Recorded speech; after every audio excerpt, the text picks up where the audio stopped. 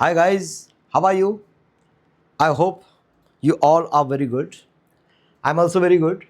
And as we have seen, म्हणजे आपण काल मॅथ्स रिव्हिजन बघितलं, मॅथ्स 2चं रिव्हिजन बघितलं होतं, रिव्हिजन सेशन घेतलं होतं मोठं. तर त्याचा नक्कीच फायदा आजच्या पेपरला झालेला असणार आहे. कारण बघा, जे सम्स आपण घेतले त्यातले काही सम्स आहेत, पण जे पॉईंट्स आपण दिले होते नटशेल, मॅथ्स 2 इन नटशेल असं जे आपण सेक्शन सुरुवातीला दिलेलं होतं, तर त्याच्या बाहेर काहीही नाही. फक्त आता यावेळेस काही सम्स, शेवटचे जे सम्स आहेत थोडेसे नवीन तयार केलेले ते मी सम्स घेणार आहे. जे जे टेक्स्च्युअल आहेत ते मी इथे सॉल्व्ह करत नाही, त्याची आन्सर्स तुमच्याकडे अवेलेबल आहेत. ओके, तर आपण काय करूया, कमीत कमी वेळेमध्ये पटापट समजून घेऊया की कसे क्वेश्चन्स आले आणि त्याचा ॲनालिसिस आपण करूया इथे, जेणेकरून तुम्हाला किती मार्क्स मिळतील, किती श्युरिटी आहे हे तुम्हाला लगेच कळेल. Correct. So this is analysis of maths 2 10th board examination 2025-26. Correct. आता आपण सुरुवात करूया पेपरला. चला तर मग सुरू करू. तर पहिला क्वेश्चन माझ्याकडे आहे, मी स्क्रीनशॉट घेतलेत पेपरचे. सो क्वेश्चन नंबर 1 जो होता, क्वेश्चन नंबर 1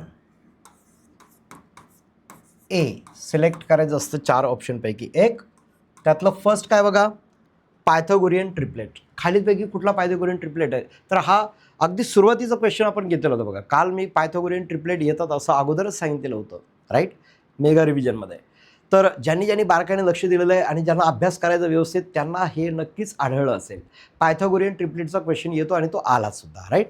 तर ते मी इथे लिहिणार नाही, त्याचा आन्सर तर आहे तुम्हाला माहिती, see that the option was B. त्याचं आन्सर होतं 3,4,5, राईट. सेकंड, फर्स्ट हा 2 is given 2 circles having radii. परत आलं बघा आता टचिंग सर्कल्स. मी सांगितलं होतं touching circles externally or internally. तर मी हेही बोललो, तुम्हाला आठवतं आहे की एक्सटर्नली टचिंगचा ऐवजी इंटरनली येऊ शकतं. ओके, किंवा इंटरनली किंवा एक्सटर्नलीपैकी कुठलंही येऊ शकतं. तर त्यांनी इथं काय दिलं बघा, 2 circles having radii 4 centimetre 5 centimetre touch each other internally. आणि काल मी एक्झॅक्टली हे सांगितलं होतं बघा. बघा, काल मी एक्झॅक्टली सांगितलं होतं, तुम्ही रिव्हिजनचा व्हिडिओ परत बघू शकता, यूट्यूबवरती आपण अपलोड केलेला होता. तर त्यात दिलेलं होतं, मी सांगितलं होतं की एक्सटर्नली यावेळेस येण्याची शक्यता कमी आहे, इंटरनली येईल. आणि हे भाकीत करणं काही विशेष अवघड नव्हतं, कारण याच्यापूर्वी एक्सटर्नली आलं होतं, तर आता इंटरनली येऊ शकतं. पण आपण तयारी दोन्हींची करावी असं मी सांगितलं होतं. तर इंटरनली आलेलं होतं. तर 5 आणि 4 रेडियस असलेले जे आहेत, 5 सेंटीमीटर आणि 4 सेंटीमीटर, तर त्याप्रमाणे तो सम आलेला आहे. त्यांच्यातलं अंतर किती असणार आहे, सरळ सरळ हे की नाही, हा 5 आहे रेडियस आणि याची 4 आहे. 4 आणि 5 मधलं अंतर किती येईल, 1. अशा टाईपचा तो सम होता. मी आता सगळं डिटेलिंग लिहित नाही आहे, समजावून सांगतोय फक्त. त्यानंतर थर्ड क्वेश्चन होतं बघा, out of the following points dash lies to the right of the origin on X axis.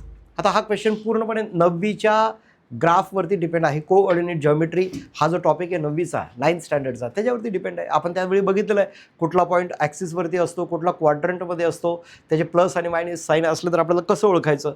तर याच्यात त्याने क्लिअर कट दिलं होतं की out of the which point which lies to the right of the origin on X axis. X ॲक्सिसवर जर तो हवा असेल तर Y coordinate has to be 0, आणि तो दिलेला आहे त्यांनी 2 पॉईंटमध्ये, ए आणि डीमध्ये. पण मग कुठला त्यातला, तर एक्स कोऑर्डिनेट हा पॉझिटिव्ह पाहिजे, कारण तो राईट साईडला पाहिजे. बघा इथे जर आपण बघितलं, एक्स कोऑर्डिनेट त्याला राईट जर हवा असेल तर इकडे सगळे राईट पाहिजे, म्हणजे पॉझिटिव्ह पाहिजे. So first coordinate that is X has to be positive. Correct. So A option wrong होऊन जाईल. त्यातलं डी ऑप्शन बघा 2,0 दिसतंय. तर Y coordinate has to be 0 आणि एक्सचा 2, म्हणजे तो एक्स ॲक्सिसवरती पण राईट साईडला असेल. ओके, तर ते 2,0 सोपं होतं अगदी.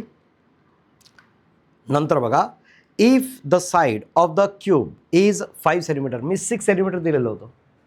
बघा आता अशा प्रकारचे सम्स आपण 10th बॅच जी लास्ट इयरची आपण फ्री बॅच ठेवलेली होती, त्यातल्या ज्या सगळ्या स्टुडंटना हे नक्कीच आलेलं असणार आहे, कारण आपण हे खूप वेळा प्रॅक्टिस करून घेतलेलं आहे. ओके, सो लास्ट टाईमला ज्यांनी 10thची फ्री बॅच जॉईन केलेली होती ई सारथीची, त्या सगळ्या मुलांना जबरदस्त फायदा झालेला आहे, कारण त्यांना हे सगळे सम्स आपण करून घेतलेले आहेत. तर याच्यामध्ये साईड चेंज होऊ शकते. साईड 6 टेक्स्टबुकमध्ये दिलेलं आहे, इथं त्यांनी 5 घेतलं, एवढंच फरक आहे. If the side of the cube is 5 centimetre then volume of the cube, आता volume of the cube is what, L cube म्हणजे साईड क्यूब. सो 5चा क्यूब 125 सेंटीमीटर क्यूब. सो 125 हे त्याचं आन्सर होतं. मी जास्त डिटेलमध्ये जाणार नाही, म्हणजे लिहित नाही आहे, तुम्हाला ते समजतं आहे म्हणून मी पुढे चालतो आहे, राईट. त्यानंतर बघा B question. Question number 1 in that B, solve the following sub questions. पहिलं, the ratio of corresponding sides of similar triangles is 3:5. Then find the ratio of their areas. Yesterday the same thing I told you. हे येणार म्हणजे येणार. मी 2 गोष्टी सांगितल्या होत्या. 2 triangles दिलेले असतील, if 2 triangles are given and त्यांचं बेस आणि हाईट जर इक्वल असेल तर अकॉर्डिंग टू द बेस किंवा according to the height the area will be there. दुसरा टाईप मी सांगितलं होता, if the 2 triangles are similar then the ratio of their areas will be the ratio of their corresponding sides square. हे काल मी exactly घेतलेलं होतं रिव्हिजनमध्ये. तर तुम्हाला आठवत असेल त्या टाईपचा हा प्रश्न येणारच आहे असं मी सांगितलं होतं आणि तो आलासुद्धा. सो 3:5 आहे आणि ratio of their areas will be 3² 9:25. Correct. Then find the side of a square of its diagonal if its diagonal is 10√2. हा सुद्धा सम आपण घेतलेला आहे आणि बऱ्याचदा घेतलेला आहे. 10√2 is the diagonal, then side will be 10. How? If this side is x, consider x. Pythagoras will be applied here. x² plus x² equals 10√2 means diagonal हा जो hypotenuse त्याचा square. So 2x² will be equal to 10² is 100, √2 square is 2, 2 of both sides will get cancelled, x² is 100, therefore x is equal to 10, the square root of 100, right? So 10 centimeter. इतकं सोपं होतं आणि हे आपण घेतलेलं आहे अगोदर, बऱ्याचदा घेतलेलं आहे. Right? Yesterday also I told. Right. Then if the measure of a minor arc is 70 degree.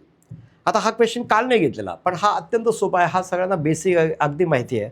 Minor arc if it is 70 degree असेल तर मेजर आर्क किती येईल? Out of 360 70 has to be gone. म्हणजे बघा हा पूर्ण 360 असतो की नाही. The circle is complete of 360 minus 70 will have to do, then 290 will come, correct?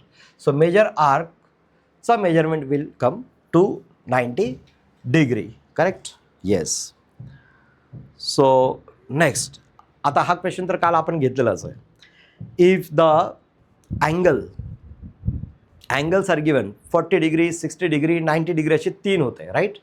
त्यातला आपण तिन्हीची तिन्ही घेतले होते. 40 डिग्री जर असेल angle, then what is the slope? Slope is always 1 because tan 45 degree is equal to 1. असा क्वेश्चन येतो. The question is like this.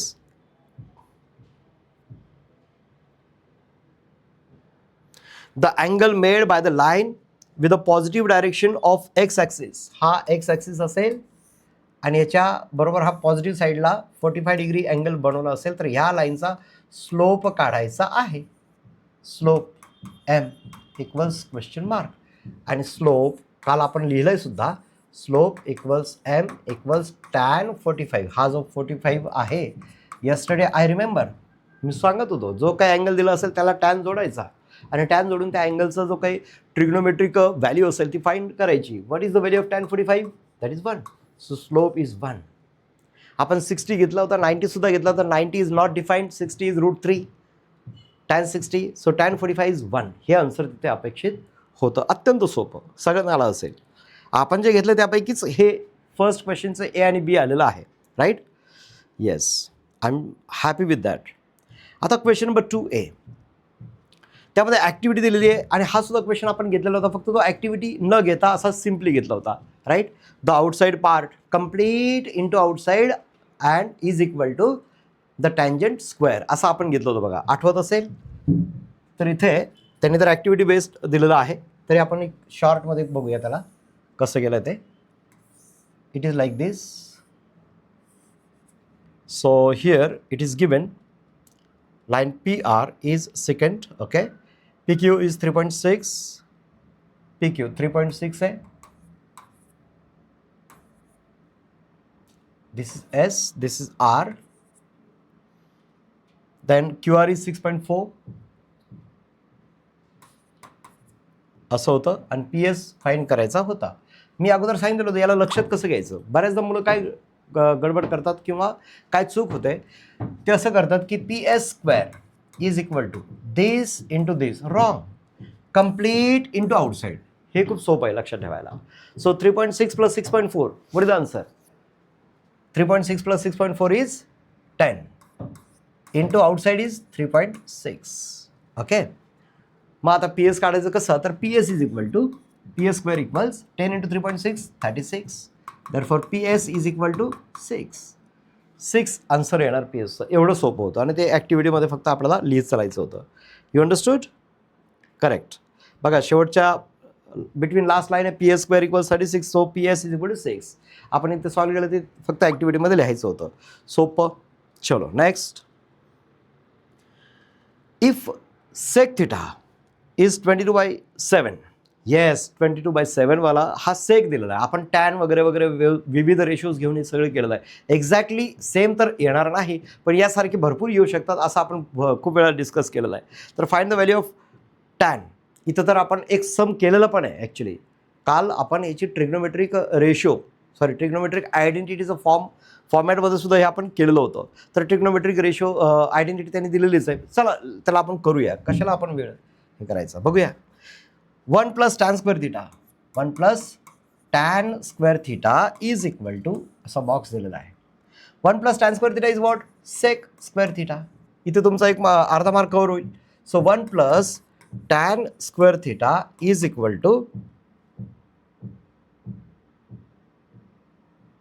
आता सेक थिटाची व्हॅल्यू इथे पुट करायची. त्यांनी दिलेली आहे सेक 25/7चा स्क्वेअर. This is the second box. Square is outside the box. मग त्याचा आन्सर त्यांनी दिलेला आहे tan square theta as it is. हा 1 तिकडे शिफ्ट करावा लागेल. Once we get the square of these two numbers 625/49 minus 1.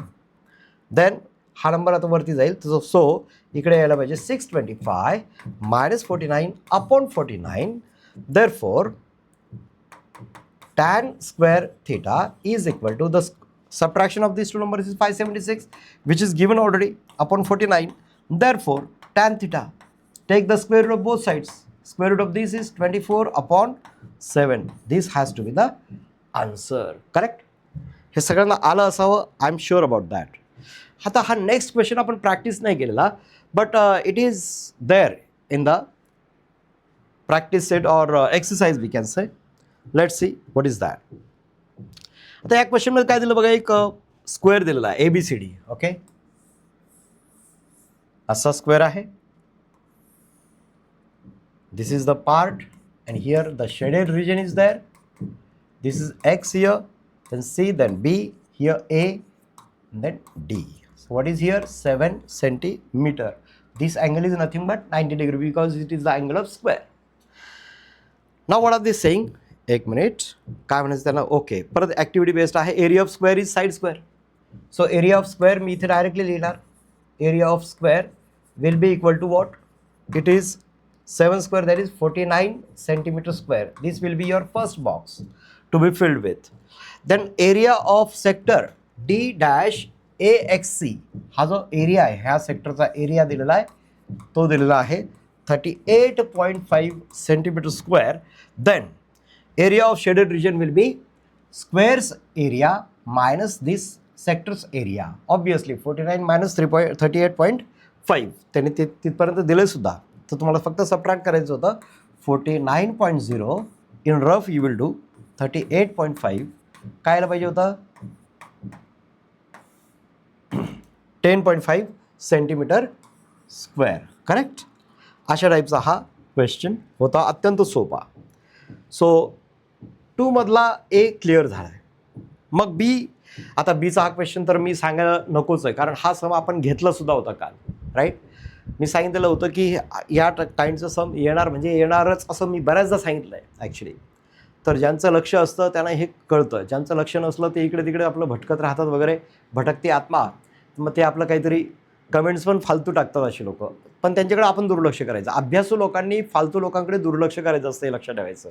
काहींच्या कमेंट्स असतात काहीतरी चित्र विचित्र वगैरे वगैरे, कारण त्यांना स्वतःही करायचं नसतं आणि दुसऱ्याला करू द्यायचं नसतं. सो ई सारथीला अशाच लोकांची गरज आहे, अशाच स्टुडंटची गरज आहे, जे स्टुडियस आहेत, अभ्यासू आहेत, कष्टाळू आहेत, मेहनती आहेत, होतकरू आहेत आणि हुशार आहेत आणि अभ्यासू आहेत, ज्यांना काहीतरी करिअर अचीव करायचं आहे. राईट. तर आपण सुद्धा अशाच वातावरणामध्ये राहिलं पाहिजे, अशाच ऑरामध्ये राहिलं पाहिजे. राईट. सो ह्याच्यामध्ये बघा एक ट्रायंगल दिलेला होता, सगळ्यांना आलाच असेल हा, सोपा आहे अगदी. फक्त काय करायचं तेवढं सांगतोय. 25 इथे 40, इथे 14, हा डी पी एम एन आणि हा अँगल बायसेक्टर आहे. सो अँगल बायसेक्टर थिअरम काय सांगतो? By using angle bisector theorem directly 25/40 equals 14/डी पी, त्याला आपण एक्स म्हणूया. मग क्रॉस मल्टिप्लाय केलं तर X into 25 equals 14 into 40. therefore x is equal to 14 into 40 upon 25, whatever the answer comes, you will get it. इतकं सोपं ते होतं. देन तर पुढचा क्वेश्चन आहे, इथे सॉल्व करतो. In triangle R S T, S equals 90 degree, T equals 30 degree. Okay, समजा असा एक ट्रायंगल आहे, 90 डिग्री कोण आहे? एस. मग इथेच एस म्हणूया. 30 डिग्री इज गिवन टी, हा R. So R T is 12. Then find R S and S T. R S and S T. आता अशा समला काय करायचं? आठवत असेल मी काल नटशेलमध्ये सांगितलं होतं, nutshell, maths two nutshell, maths two in nutshell, अशा टायटल खाली जे पॉईंट्स दिलेले होते, मी सांगितलं होतं या पॉईंट्सना तुम्ही जरूर रिवाईज करा, या पॉईंट्सना जरूर बघा, ओव्हरलुक करा, तुम्हाला नक्कीच सापडेल. तर त्यामध्ये मी तुम्हाला दिलेलं होतं, पहिल्याच लेसनमधला जो सिमिलरिटीचा होता त्यामध्ये असं दिलेलं होतं,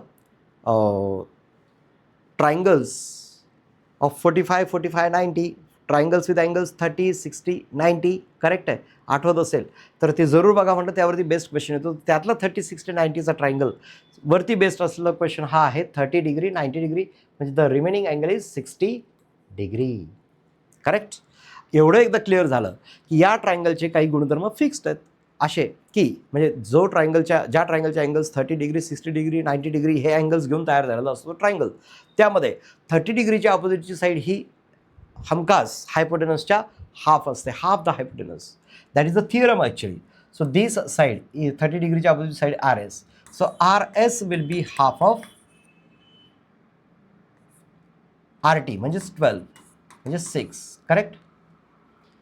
आर एस 6 मिळाला. आणि the side which is opposite to 60 degree is what means S T is equal to √3/2 times the hypotenuse, that is 2 6 so 6√3. Correct. S T येणार, असं मी क्लिअर केलेलं आहे. हे एवढं 2 ओळीत आन्सर नाही लिहायचं आहे, अगोदर आपल्याला लिहावं लागेल की in triangle R S T angle T is 30 degree, angle S is 90 degree given, therefore angle 60 R is equal to 60 degree, the remaining angle, असं रिझन द्यावं लागेल. Therefore the triangle R S T is a 30 degree, 60 degree, 90 degree triangle. This has to be written and after that you will write this thing. आणि याचा answer द्यावा लागेल, इथे reason द्यावं लागेल, the angle opposite to 30 degree, angle opposite to 60 degree. एवढं लिहिलं की तुम्हाला फुल मार्क्स मिळणार. Okay, that is fixed. Next,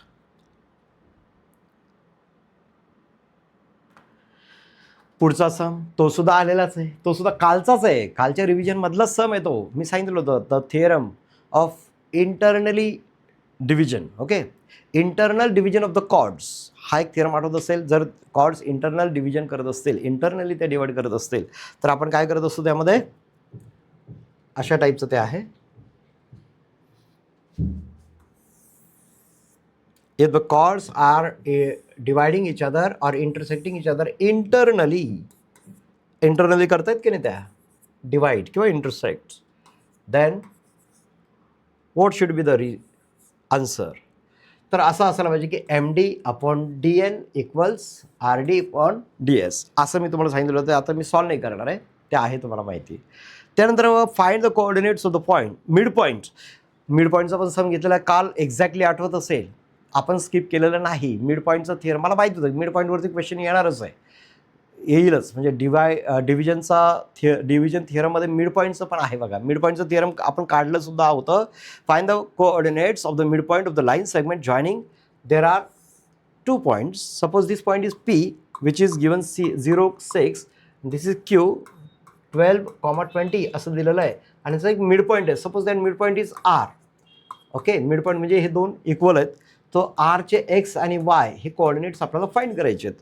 मग अशा वेळी काय करायचं, आपण मिड पॉईंट थिअरम यूज करायला सांगितलं होतं मी. कसा, तर X is equal to x1 plus x2 upon 2, x1 plus x2 upon 2. आपण सॉल्व केलं आहे, आठवत असेल. 0 plus 12 upon 2 that is 6.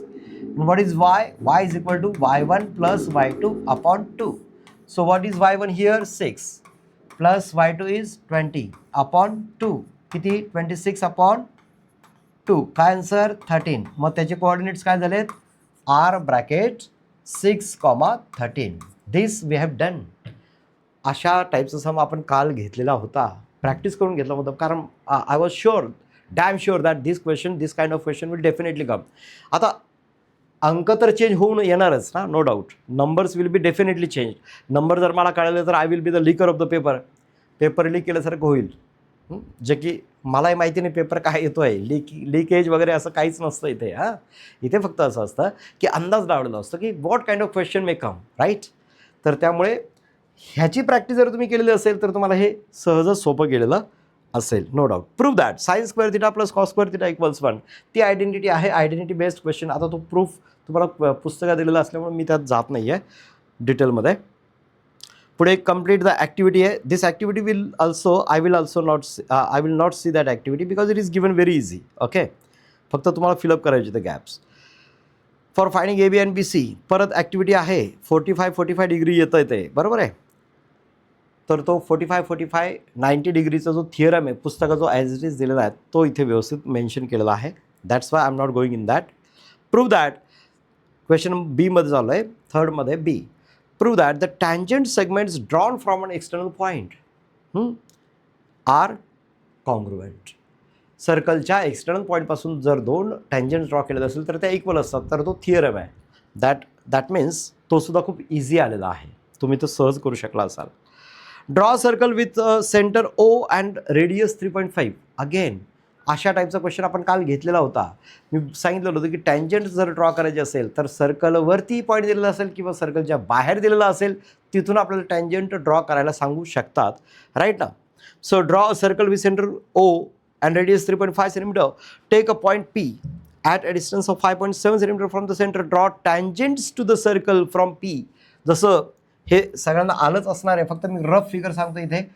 O is the centre and 3.5 is what the radius आणि 5.7 means outside the circle. Definitely it will कम.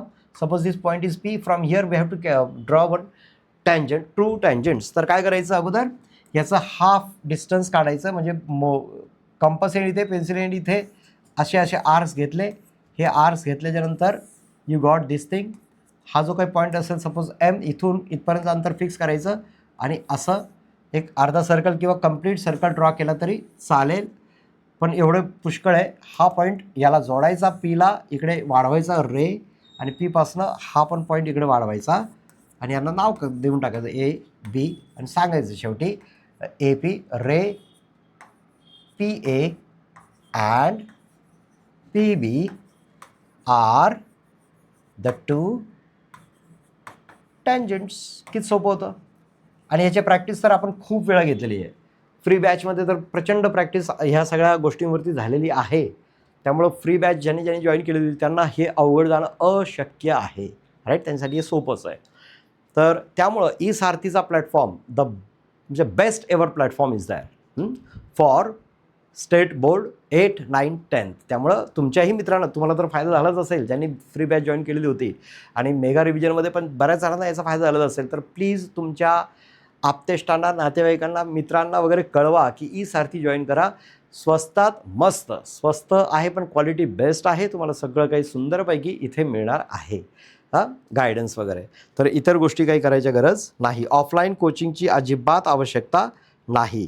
घरी बसून सुरक्षित वातावरणामध्ये आपण इतका छान अभ्यास करू शकतो, बाहेर जायची काही गरज नाही. Now let us move to the third question. Find the coordinates of point P if P divides. हा डिव्हिजनचा आहे आणि याच्यासारखी खूप सारी सम्स पुस्तकात सुद्धा आहेत सिमिलर किंवा सेम, त्यामुळे त्याला त्यातनं प्लीज बघून घ्या. डिव्हिजन सेक्शन डिव्हिजन वगैरे सेक्शन फॉर्म्युला यूज करून करायचे. त्यानंतर फ्रस्टम वगैरे दिलेलं आहे. फ्रस्टमचं सुद्धा सेम क्वेश्चन पुस्तकात अप्लाइड आहेत, त्यामुळे ते बघू शकता. मला जे question out of the box वाटत आहेत थोडेसे त्याच्यावरती फोकस करणं गरजेचं आहे. त्यानंतर बघा फोर्थ मधला फर्स्ट जो पूर्णपणे कन्स्ट्रक्शनवरती डिपेंड आहे. कन्स्ट्रक्शनचे सेम सम्स तुम्हाला पुस्तकात सापडत आहेत, तुमची ती प्रॅक्टिससुद्धा आहे. इथे थोडंसं मला वेगळं वाटलं ते आहे सेकंड क्वेश्चन. बघा तो मात्र थोडासा वेगळा आहे, त्यामुळे त्याला बघूया आपण काय केलं त्यांनी नेमकं. Surface area of sphere and total surface area of a cube. बघा सरफेस एरिया ऑफ स्फिअर, स्फिअरचा सरफेस एरिया काय असतो सांगू शकता? 4πr². And surface area total surface area ना, and surface total surface area TSA of cube. what is that? That is 6L². L is side here. Okay, असं दिलेलं होतं. त्यानंतर मग show that the ratio of the volume of the sphere to that of the cube is √6 is to √5 pi असं दिलं होतं. This question seems to be somewhat different. Okay, आणि हे दोन सेम दिलेले त्यांनी, म्हणजे I can write it like this. 6L² is equal to 4πr². Correct आहे. त्यानंतर मग मी काय करणार, L² इथे ठेवणार, 6ला तिकडे शिफ्ट करणार. 4πr² upon 6. आन्सर सिम्प्लिफाय करून 2 2 2 3 2/3 πr². मग L² चा स्क्वेअर रूट करूया. Square root, taking the square root of this thing, I will have to take the square root of this thing also.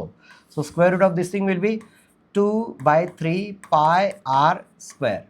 यातला हा स्क्वेअर रूट आणि square cancel होईल कोणाचा? आरचा. मग आर बाहेर येईल, आर इन ब्रॅकेट 2π/3 असं आपण म्हणू शकतो. करेक्ट आहे. This is the value of L, म्हणजे L is equal to 4√2π/3. This is the value of L which will be utilized later. Okay. आता त्यानंतर तो व्हॉल्यूम. तो व्हॉल्यूम जर बघायचं म्हटलं मला तर काय येईल?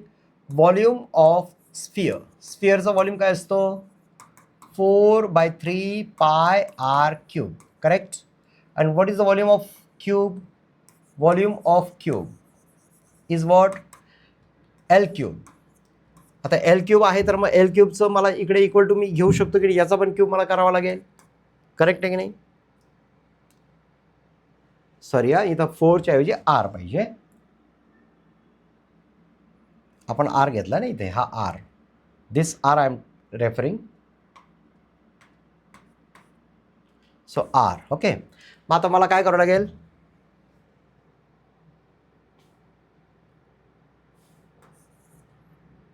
R³ करेक्ट, म्हणजे Lचा क्यूब करतोय आपण.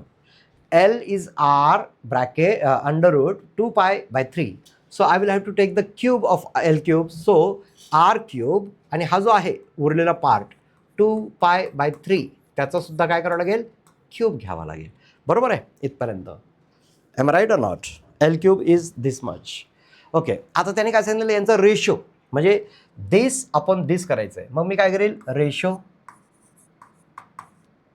Of volumes of sphere to cube will be equal to what? हेच परत लिहावं लागेल. 4/3 πr³ अपॉन हे R³ इंटू अंडररूटमध्ये 2π/3 cube. So R³ will get cancel immediately. मग इथे काय उरेल आता? 4/3 पाय अपॉन. आता ज्यावेळी स्क्वेअर रूट आहे, क्यूब पण आहे, तर काय होतं माहिती आहे का? मधला जो नंबर आहे, मला तुम्हाला हे एक्सप्लेन करू द्या बाजूला, समजायला सोपं जाईल. सपोज आपल्याकडे ए ह्या एवढ्या सगळ्या नंबरसाठी आपण ए पकडूया. एचा स्क्वेअर रूट आहे आणि त्याचाच क्यूब आहे. तर मी याला कसं लिहू शकतो, अंडर रूटमध्ये ए इंटू ए म्हणजेच काय, हा जो ए स्क्वेअर आहे स्क्वेअर रूटमुळं ए बाहेर येईल, मध्ये ए राहील. सेम तसं करूया. 2π/3 जो आहे तो एक बाहेर येईल आणि मध्ये एक राहील. अंडर रूटमध्ये 2π/3. बघा परत एकदा नीट लक्ष द्या. इथे स्क्वेअर रूट ऑफ ए त्याचा क्यूब दिलेला आहे. मग स्क्वेअर रूट आणि क्यूब ज्यावेळी कंबाईंड फॉर्ममध्ये असतं त्यावेळी काय होतं, हा ए एक बाहेर निघेल आणि एक ए मध्येच राहील. हे आन्सर आहे. तसंच इथे आपण केलं आहे 2π/3 स्क्वेअरमुळं तो एक बाहेर आला आणि एक मध्ये राहिला. तर मग आता ह्याला मी काय करणार पुढे, 4 will get cancel. 4/3 into 3/2 upon, मग मी एवढ्याच फ्रॅक्शनला, या फ्रॅक्शनला वरती नेलं आहे, ह्याला खालीच ठेवलं आहे, अपॉन 2π/3 ॲज इट इज रूटमध्ये. 2 1 2 2 3 3 कॅन्सल. 2 अपॉन 2π/3 परत पुढे अजून झालेलं नाही आन्सर. मग आता मी याला जर उलटे गेलं तर काय होईल, 2 इंटू हा √3 जो आहे तो वरती जाईल आणि खाली 2π अंडर रूटमध्ये आहे ते मध्येच राहील. मी आता पुढे मॉडिफिकेशन असं करणार, हा जो 2 आहे की नाही, 2ला I can write 2 as √2 into √2 for the purpose of solution. 2ला आपण लिहिलं आहे √2 into √2 into this √3 is there वरचा, खाली √2 √π separate I have done. Separate यासाठी केलं की आपल्याला सोल्युशन पर्पजसाठी दिसावं पुढे काय. तर √2 गॉट कॅन्सल. आता इथे येणार √2 into √3 √6 upon √π is nothing but as per given in the question √6 is to √π. ह्याला व्यवस्थित समजून घ्या. हे असं आहे, याला तुम्ही मागे करून वगैरे पुढे बघू शकता, राईट. तर अशा टाईपचा हा क्वेश्चन, हा थोडा हटके होता. हा क्वेश्चन ज्यांना प्रॅक्टिस आहे त्यांना जमण्यासारखा आहे.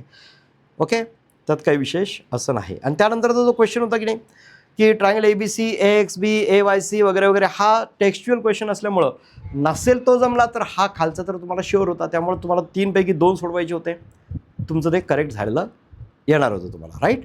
इथपर्यंत ओके. आता आपण क्वेश्चन नंबर 5 बघूया.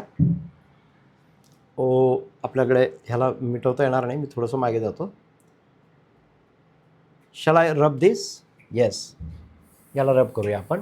इथे लिहूया. स्लाइड्स आपल्या हे आहेत ना, लिमिटेड आहेत. लास्ट स्लाइड आहे तिकडे. Okay, let it be. Segment PQ is a cord of a circle. हे सोपं होतं, अगदी सोपं आहे. याच्यामध्ये कसं दिलं होतं ते सांगतो मला फटाफटा. क्वेश्चन नंबर 5 त्यातला first, PQ is a cord of a circle. This is the circle, this is P and this is Q. Suppose this is a chord. Okay, yes. RPXQ is a measure. PX वरती घेऊया X, इथे X, and PYQ is a minor arc. दोन arcs दिलेत. Okay.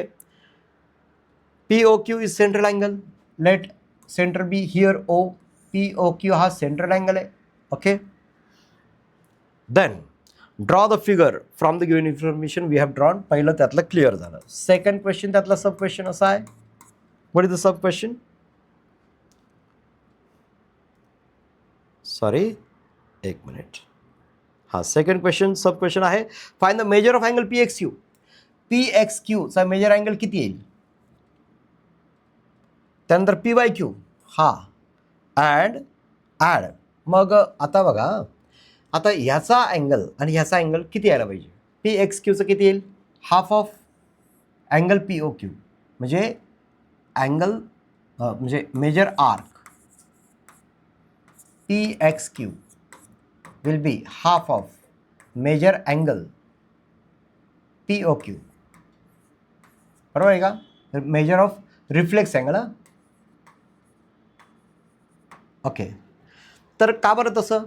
कारण हा जो central angle आहे याच्या हाफ, बरोबर आहे. म्हणजे this angle will be half of this thing. Sorry,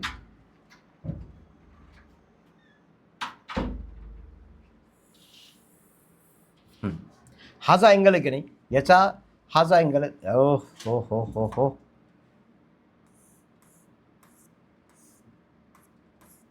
this angle central angle येतो, त्यामुळे तो इक्वल येणार आहे त्याला, हां, कारण central angle it is not inscribed angle. So arc PXQ will be equal to this angle. या अँगलचा आपण म्हणूया अँगल POQ. कोणता? रिफ्लेक्स अँगलवाला. हां, आणि हा काय POQ इथला खालचा. तर या दोघांची ॲडिशन काय केली तर काय 360 PYQ. मेजर अँगल इथे रिफ्लेक्स, हा अँगल POQ. आणि if we add this two central angles will be 360 degree. बरोबर आहे की नाही? म्हणजे दोघांची ॲडिशन 360 डिग्री यायला हवी. मग आणि त्यामध्ये PYQ वगैरे ॲड करा, PYQ ॲड करा, आपल्याला बरोबर त्यांचा आन्सर काय येणार आहे 360 डिग्री येणार आहे असं दिलेलं आहे. बस, बाकी याच्यामध्ये काही असं कारण मेजरमेंट वगैरे दिलेलं नाही, त्यामुळे फक्त या फॉर्मॅटमध्ये ते आन्सर येणार. Find the measure of angle POQ. Write the relation. आता हा जो अँगल येईल, हां, write the relation between PXQ and POQ. So PXQ आणि POQ हे कसे येतील? हा जो आहे याच्या आणि याच्यामध्ये जर बघितलं तर आपल्याला माहिती आहे की हा जो आहे एवढा हा आहे, करेक्ट आहे. आणि ह्याचा आणि याचं रिलेशन कसं यायला पाहिजे? मग PXQ मधून PYQ मायनस केला की बरोबर आपल्याला सेंटरला जायला जागा मिळते. आपल्याला नंबर्समध्ये दिलेले नाहीत अँगल्स, त्यामुळं वेगळे नंबर्स वगैरे फाईंड करायची गरज नाही, त्याच फॉर्मॅटमध्ये लिहायचं होतं. लास्ट एक सम होता तो थोडासा वेगळा आहे, म्हणजे आपल्याला हॉट्स क्वेश्चन जे असतील ट्रिग्नोमेट्रीचे त्याच्यामध्ये ते सॉल्व्ह केलेलं आहे. तर त्या टाईपचा हा सम आहे, त्यामुळे तो पण एकदम मी फास्ट समजून सांगतो म्हणजे कळायला सोपं जाईल. There are 2 eagles flying. 2 eagles are flying. इथे एक आहे, एक ईगल इथं आहे आणि एक मुलगा त्याला इथून बघतोय असं म्हणतायत ते ग्राउंडवरून. त्यांची हाईट सेम आहे. That height is given 10√3 metre. हे पण 10√3 मीटर, करेक्ट. आणि एक ऑब्झर्वर आहे, मुलगा इथून त्याला बघतोय या ईगलकडे, त्याचा अँगल आहे 60 डिग्री आणि दुसऱ्याचं किती अँगल आहे 30 डिग्री. हा थोडासा पुढे आहे त्यामुळे त्याचा अँगल आहे 30 degree. Okay. Then they say that find the distance between the 2 eagles. म्हणजे यांच्यातलं हे अंतर आपल्याला फाइंड करायचं आहे. ओके, म्हणजेच हे जर तुम्हाला मिळालं तर तेवढंच ते वरती असेल, हे लक्षात असू द्या. हा A, हा B, हा C, हा D, हा E. 2 ट्रायंगल्स मला मिळाले, करेक्ट आहे. इन दिस 2 ट्रायंगल्स, कोणते triangles? I got first triangle as ABC. The second triangle I got as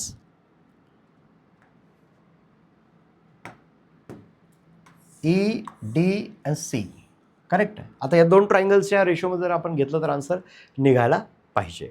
आता मी काय करणार, अगोदर EDC ट्रायंगल घेणार. मी आता लिहित नाही इन ट्रायंगल EDC, डायरेक्टली आपल्याला माहिती आहे की EDC मध्ये हा 60 डिग्री आहे.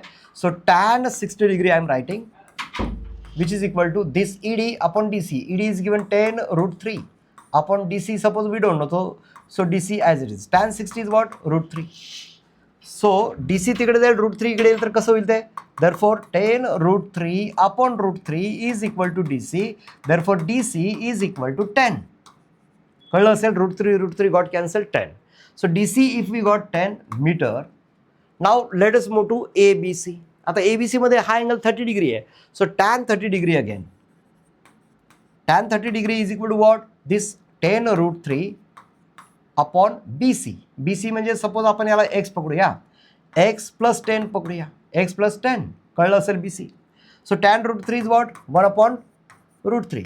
Again cross multiplication if you do x plus 10 into 1, x plus 10 as it is equal to this √3 will multiply to this 10√3 will get 10 into 3, 30.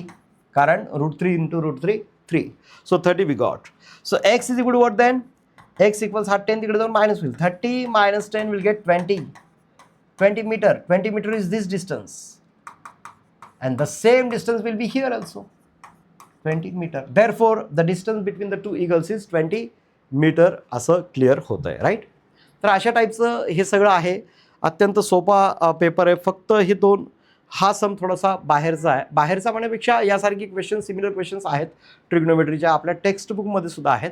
तर त्यासारखंच हे होतं. तर भरपूर प्रॅक्टिस ज्यांची असते त्यांना हे सगळं सोपं गेलेलं आहेच आहे, नो डाऊट. फक्त हा बाहेरचा क्वेश्चन एवढंच लक्षात असतो. आणि बाकीचे मोस्ट ऑफ द क्वेश्चन्स आपण सॉल्व्ह केलेल्यापैकी झालेले आहेत. त्यामुळं भरपूर मार्क्स सगळ्यांना मिळतील आणि छानपैकी पेपर बऱ्याच जणांना आउट ऑफ तर पडणारच नो डाऊट. तर अशा टाईपचं हे ॲनालिसिस आहे. I hope you have understood very well. आणि एक गोष्ट अजून लक्षात घ्या, आपल्या या मेगा रिव्हिजनच्या सिरीजमध्ये जरी मॅथ्स 1 मॅथ्स 2 झालेलं असलं तरी तुमचा आता पेपर आहे की नाही, नेक्स्ट पेपर आहे तुमचा आय थिंक 11th, करेक्ट, 11thला तुमचा मॅथ्स 1चा पेपर आहे.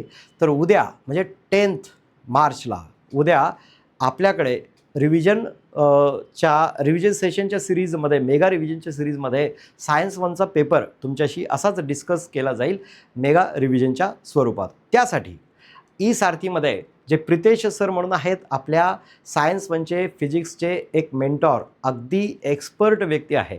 त्यांचं एक्सपर्ट ओपिनियन, एक्सपर्ट गायडन्स त्यांच्या मेंटॉरशिपच्या स्वरूपात तुम्हाला इथे ई सारथीच्या प्लॅटफॉर्मवरती मिळणार आहे. त्यामुळे उद्या न चुकता what the timing advance, yes, सायंकाळी उद्या संध्याकाळी इव्हनिंगला 8 o'clockला तुम्हाला या मेगा रिव्हिजनच्या सिरीजमध्ये सायन्स 1साठी परत एकदा बसायचं आहे. टेक्स्टबुक, बुक्स, पेन वगैरे सगळं घेऊन बसायचं व्यवस्थित. आणि सर काय काय काय काय इथे समजावून सांगतील ते व्यवस्थित नोट डाऊन पण करा. काही सोल्युशनचे वगैरे काही सम्स वगैरे असतील फिजिक्सचे वगैरे तर ते तुम्हाला बघायला मिळतील, ते पण बघा. तर त्यांचं अमूल्य असं गायडन्स तुम्ही इथे मिळवाल. आणि आय एम शुअर की ते जे इथे घेतील त्यातला बराचसा पार्ट किंवा होऊ शकतो सगळा पार्ट तुम्हाला पेपरमध्ये बघायला मिळेल. तर सर्वांनी न चुकता उद्याचं 8 वाजेचं सेशन मेगा रिव्हिजनचं जरूर अटेंड करा. And I wish you all what, I wish you all the best from eSarthi. eSarthi wishes you all the best for the remaining papers, right? Remaining board papers. Thank you very much for this session.